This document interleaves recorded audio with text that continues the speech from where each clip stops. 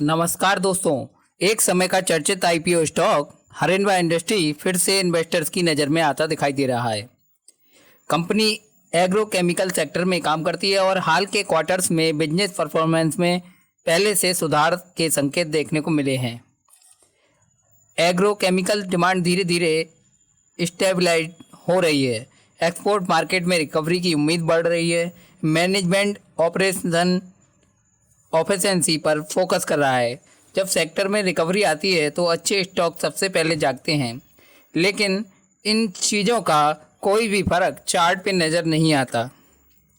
Market में stock में जब से आईपीओ लॉन्च हुआ है तब से गिरावट देखने को मिल रही है, और ये जो गिरावट है ये अपने पिछले हाई को भी कवर नहीं कर पा रही।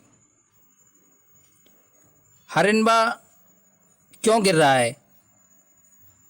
पिछले 2 सालों से एग्रोकेमिकल सेक्टर स्लो डाउन का सामना देख रहा है। एक्सपोर्ट डिमांड कमज़ोर रह रही है और ग्लोबल इन्वेंट्री बिल्डअप हुआ है। चाइना से कंपटीशन बहुत ज़्यादा बढ़ गया है। इसका असर भी हरिंबा जैसी कंपनियों पर पड़ा है। एग्रोकेमिकल सेक्टर में दबाव देखने को इसका कारण मिल रहा है और प्रॉफिट ग्रोथ में भी दबाव देखने को मिल रहा है। रॉ मटेरियल प्राइजेज में उतार चढ़ाव हैं। एक्सपोर्ट रियलाइजेशन कमज़ोर है।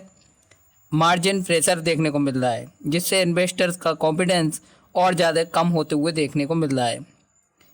ग्लोबल मार्केट के भी इफ़ेक्ट देखने को मिल रहे हैं और आईपीओ का हाइप का इफ़ेक्ट बहुत ज़्यादा है। हरिंबा का आईपीओ 627 पर आया था। आईपीओ के समय वैल्यूएशन काफ़ी ऊंचा था। जब ग्रोथ उम्मीद के अनुसार नहीं आई तो स्टॉक धीरे धीरे रेटिंग की वजह से डी रेटिंग का शिकार हो गया। अब आगे क्या करें? एग्रोकेमिकल साइकिल रिकवरी के संकेत। एक्सपोर्ट डिमांड धीरे धीरे सुधर रही है। कंपनी डेब्ट फ्री कैटेगरी के करीब है। एग्रीकल्चर थीम लॉन्ग टर्म में मजबूत है।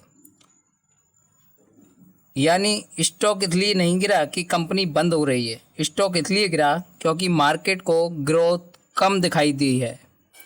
अगर एग्रोकेमिकल साइकिल रिकवरी होती है तो हरिंबा में भी रिकवरी रैली देखने को मिल सकती है, लेकिन अभी मार्केट रिजल्ट और मार्जिन इम्प्रूवमेंट का इंतज़ार कर रहा है। वहीं अगर इसके करंट लेवल पर नज़र डालें तो स्टॉक अभी 187-188 रुपये के लेवल पर ट्रेड करते हुए नज़र आ रहा है। और जैसा कि हमने पिछली वीडियो में बताया था कि स्टॉक 234 रुपये 204 रुपये तक जा सकता है और स्टॉक 234 रुपये तक गया। वहीं अगर इसके अब के सपोर्ट और रेजिस्टेंस लेवल पर नज़र डालें तो पहला सपोर्ट 166 रुपये और दूसरा सपोर्ट अगर स्टॉक इससे नीचे की तरफ फिसलता है तो 150 रुपये।